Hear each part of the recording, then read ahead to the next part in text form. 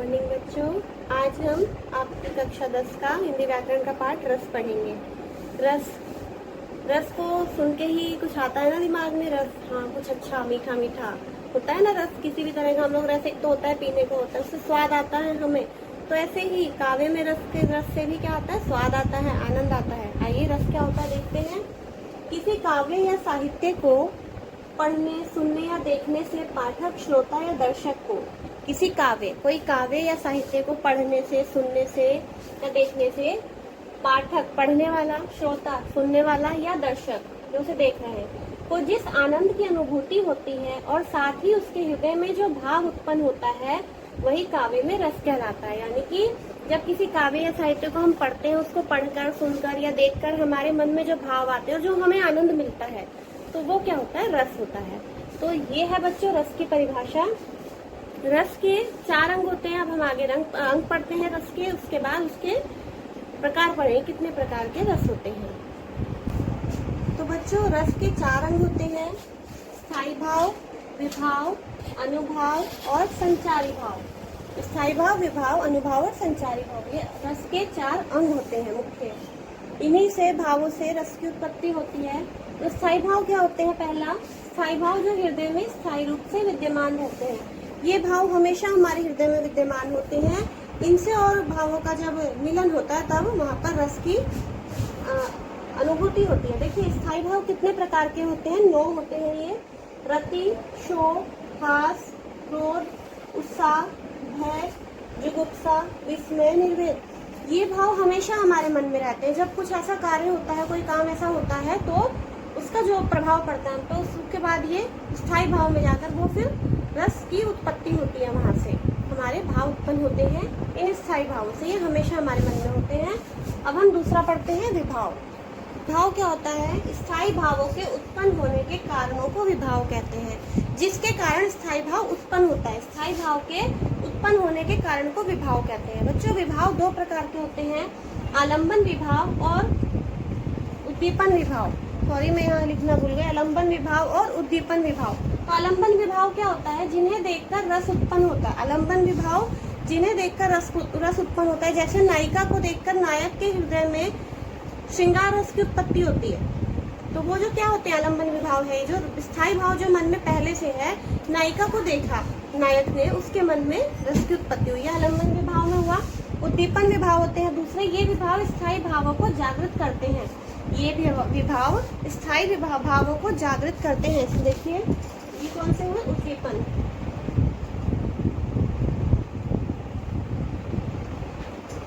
ये स्थायी भाव को जागृत करते हैं। जैसे स्थायी भाव जो नायक ने नायिका को देखा और वहां पे उस समय वो बहुत अच्छी सी हवा चल रही है, ठंडी ठंडी, तालाब का किनारा है, नायिका आ रही है, तो उससे क्या हो रहा है, मन में भाव उत्पन्न हो रहे हैं, श्रृंगार रस उत्पन्न हो रहा है। तो ये विभाव स्थायी भावों को जागृत करते हैं। जैसे उपवन हो गया, वर्षा ऋतु हो गई, तालाब का किनारा हो गया, यानी कि जो वहाँ का माहौल है, वातावरण है, वो आ गया हमारे उद्दीपन विभाव में। ये है रस का दूसरा अंग। हम पढ़ते हैं रस का तीसरा अंग। रस का तीसरा अंग है अनुभाव। स्थायी भावों को व्यक्त करने वाली शारीरिक चेष्टाओं को अनुभाव कहते हैं।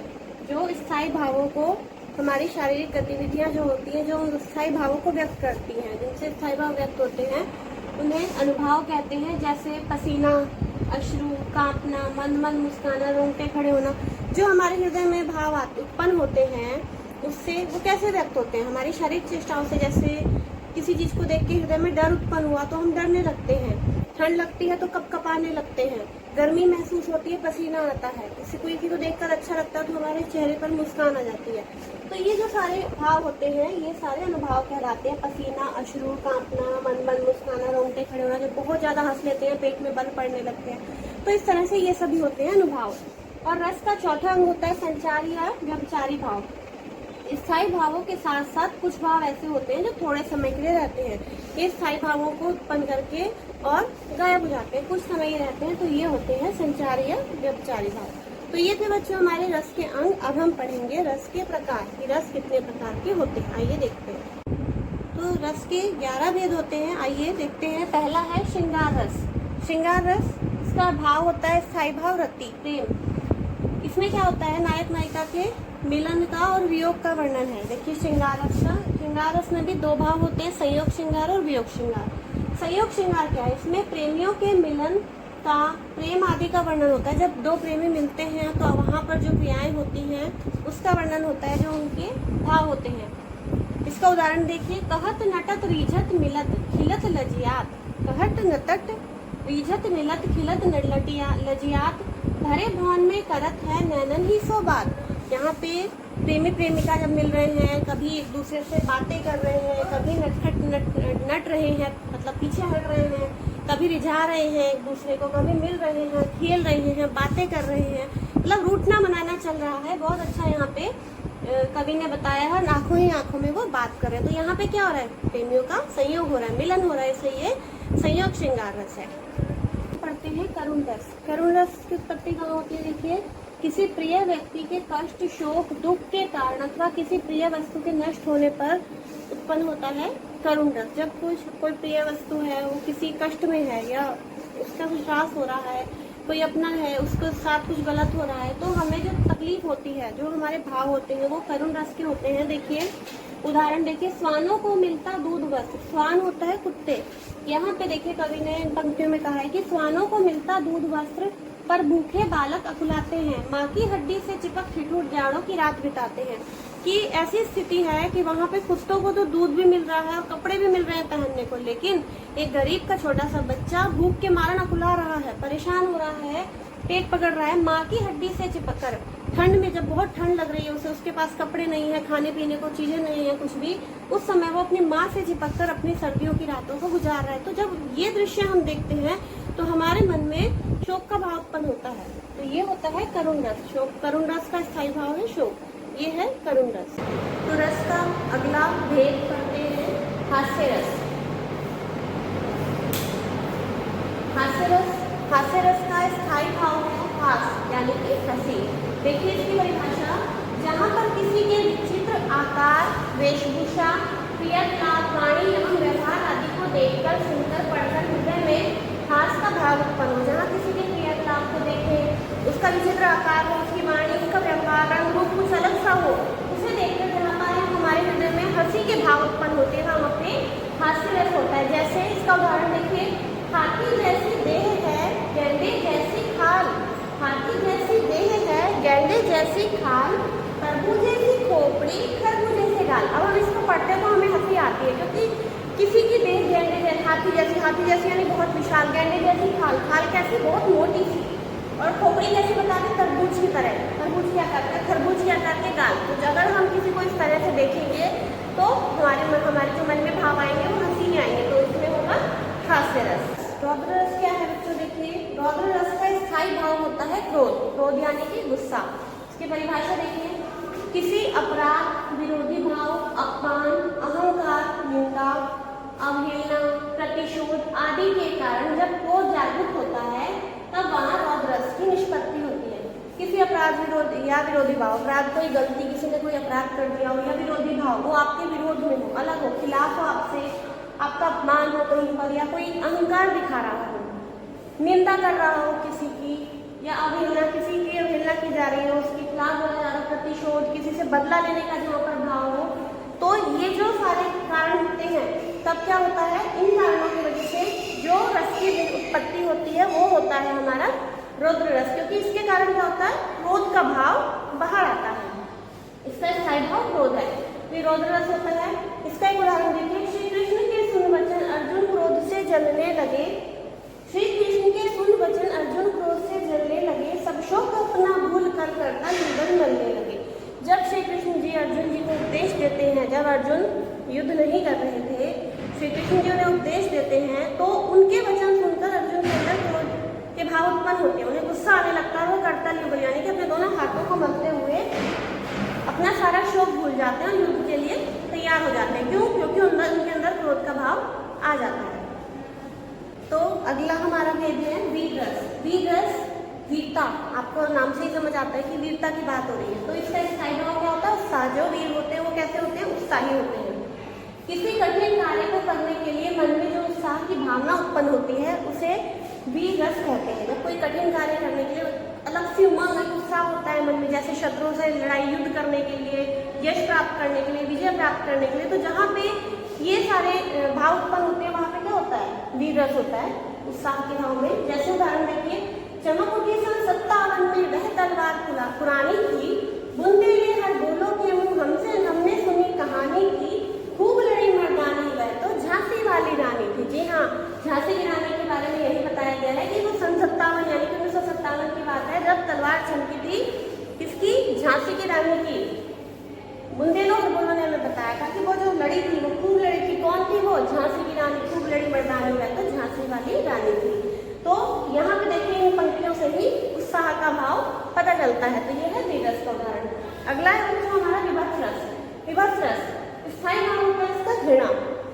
अरुचिकर वस्तुओं के दर्शन अथवा वर्णन से जब हृदय में घृणा का भाव जागृत होता है तब विभत्स रस की निष्पत्ति होती है। अरुचिकर मतलब जिन्हें देखने में हमारी रुचि नहीं है, जो हमें अच्छा नहीं लगता, जिसे देखकर अजीब सी गंदी सी फीलिंग आती है, भाव आते हैं मन में, घृणा के भाव आते हैं, तो वहां पर होता है विभत्स रस। जैसे सिर पर बैठो काग, आंखी दो हाथ निकारक, खींचन जीवी सियार अति आनंद और धार। देखिए एक शव पड़ा है नीचे, उस शव पर कौवा, काग होता है कौवा, सिर पर बैठो काग, कौवा उस शव के सिर पर बैठा हुआ है, आंखी दो हाथ निकाल, और उसकी आंखें निकाल कर खा रहा है। खींचन जीभी सियार, सियार क्या कर रहा है, उसकी जीभ खींच रहा है, अति आनंद धारक, और उसके हृदय में आनंद आ रहा है। तो ये देखकर अगर हमारे सामने कोई ऐसी स्थिति होती है तो हमारे हृदय में क्या घृणा के भाव उत्पन्न होते हैं, क्योंकि हम उसे नहीं देखना चाहते। ये अरुचिकर घटना है, हम इसे नहीं देखना चाहते, जब घृणा आ रही है हमें इन्हें देखकर, तो यहाँ पे क्या हो गया बच्चों, विभत्स रस हो गया। ये है विभत्स रस, स्थायी भाव घृणा। तो रस का अगला प्रकार है शांत रस। इसका स्थायी भाव निर्वेद या शम, यानी कि बिल्कुल शांति जब हृदय को मिल जाए, जहाँ भक्ति, नीति, ज्ञान, वैराग्य, धर्म, दर्शन आदि प्रसंगों का वर्णन हो और हृदय शांत हो जाए। जहाँ पे भक्ति का प्रसंग हो, नीति का हो, ज्ञान का, वैराग्य का, धर्म का कोई प्रसंग हो और उसको पढ़ने से क्या हो, मन को शांति मिले, तो वहाँ पे क्या होता है बच्चों, शांत रस होता है। जैसे माला फेरत जुग भया, गया न मन का फेर, करका मन का डारी दे, मन का फेर। इसका अर्थ है कि पूरा समय, पूरी उम्र बीत गई, माला फेरते हुए, जो होता है आपने देखा भगवान का नाम ले रहे हैं, माला फेर रहे हैं, पूरी उम्र बीत गई, गया ना मन का फेर, लेकिन मन के अंदर जो दुर्भावना है, जो विचलित है लोग, दुर्भावना है मन में कि गलत कार्य करने हैं, ऊपर से भगवान का नाम ले रहे हैं, शांति नहीं है, कुछ अच्छा नहीं कर रहे हैं, वो आपके मन का फेर नहीं है, मतलब मन को आपने साफ नहीं किया, शुद्ध नहीं किया। करका मन का डाल दे, मन का फेर। तो यहाँ पे कवि कहते हैं कि आपके हाथ में जो आप माला ले रहे हो, मन का, मोतियों को माला को कहा जाता है, कि उसे छोड़ दो, अपने मन से, अपने हृदय से ईश्वर का नाम लेने लगो। तो यहाँ पे जब हम इन पंक्तियों को पढ़ते हैं तो हमें शांत रस की अनुभूति होती है। तो ये है हमारा शांत रस। अगला रस है भयानक रस। स्थायी भाव भय, किसी भयानक वस्तु को देखने, सुनने अथवा कल्पना करने से जब भय उत्पन्न होता है तब वहाँ भयानक रस की निष्पत्ति होती है। भयानक भय, डर, जब कुछ हम भयानक देख लेते हैं। बरस रही गोले अंबर से इस नगरी पर, भीमनाथ से टूट रही है भवन तड़प कर। देखिए ये दृश्य दिखाया है कि किसी नगर पर अंबर से गोले बरस रही, यानी कि बहुत ज्यादा गर्मी आ रही है, भीमनाथ से टूट रही है भवन तड़प कर। भीमनाथ शोर से, आवाज से भवन जो है टूट के गिर रहे हैं, भवन तड़प कर यानी कि उनमें दरारें पड़ी और वो टूट कर गिर रहे हैं भीमनाथ से, शोर से। तो ये भयानक दृश्य, अगर हम ऐसा कुछ अपनी आंखों के आगे देखते हैं तो हमें डर लगता है, इसे देखकर, सुनकर भी हमारे अंदर भय की उत्पत्ति हो रही है। अगला रस है हमारा वात्सल्य रस। इसका स्थायी भाव वात्सल्य। देखिए बाल सुलभ चेष्टाओं को देखकर स्नेह, ममता आदि भाव व्यंजित होते हैं। बाल सुलभ चेष्टाएं यानी कि जो छोटे बच्चे जो क्रियाएं करते हैं उन्हें देखकर हमारे मन में जो प्यार उत्पन्न होता है, स्नेह उत्पन्न होता है, वहां से वात्सल्य रस की शक्ति होती है। जैसे मैया कभी बढ़ेगी चोटी, कितनी बार मुझे दूध पियत भय गए अजू ये छोटी। देखिए छोटी सी बालिका माँ से कह रही है कि माँ मेरी चोटी कब बढ़ेगी, कितना समय हो गया मुझे दूध पीते हुए, फिर भी ये चोटी अभी छोटी है। देखिए बच्चों, कई बार हम कह देते हैं ना बच्चों को जब वो दूध नहीं पीते कि दूध पी लो आप लंबे हो जाओगे, आपके बाल बढ़ जाएंगे। तो इसी तरह से माँ बच्चे को बहलाकर दूध पिलाती है तो बच्ची ये कहती है कि ये चोटी कब बढ़ेगी, इतना समय से मैं दूध पी रही हूँ लेकिन ये अभी तक छोटी है। तो यहाँ पे जब हम ये पंक्ति भक्तियां पढ़ते तो हमारे मन में एक प्रेम उत्पन्न होता है, उसे कहते हैं वात्सल्य। अगला देखिए भक्ति रस, इसका स्थायी भाव है रति। इसमें क्या है बच्चों, ईश्वर के प्रति प्रेम, भक्ति भावना, समर्पण, यही होता है भक्ति में। मेरे तो गिरधर गोपाल दूसरा न कोई, जाके सिर मोर मुकुट है मेरो पति सोई। यहाँ पे श्री कृष्ण के प्रति जो प्रेम है वो इसमें व्यक्त हो रहा है, तो ये भी हो गया हमारा भक्ति रस। तो बच्चों ये थे हमारे रस, सारे रस हमने पढ़ लिए। सबसे बड़ी बात है बच्चों, मैं आपको कितनी भी अच्छी तरह करवाऊँ, लेकिन जब तक आप खुद से प्रैक्टिस नहीं करेंगे आपको समझ नहीं आएगा। इसलिए अपनी बुक उठाएं, उसमें से प्रैक्टिस करें अच्छी तरह। कुछ प्रॉब्लम हो तब मुझे पूछ लें। Thank you.